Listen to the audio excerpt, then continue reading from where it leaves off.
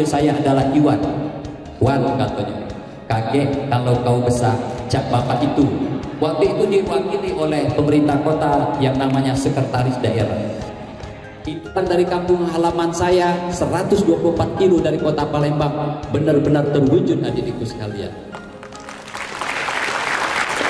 Sosok kesuksesan sebagai seorang ratu dewa, menjadi seorang sekretaris daerah dan menjadi seorang pejabat wali kota Palembang, bukan itu adik-adikku sekalian. Saya ingin memberikan gambaran buat hadir sekalian, bagaimana cara Allah mengijabat doa seorang emak tadi ketika memindahkan kunci. Dia bilang, Wan, suatu saat kamu seperti bapak itu yang menyampaikan kata sambutan. Tidak ada kesuksesan tanpa perjuangan, tetapi jangan pernah lupa, tidak ada kesuksesan tanpa dorongan dari orang tua Anda yang ada di luar sana. Tetapi jangan pernah lupa, tali silaturahmi jangan pernah putus.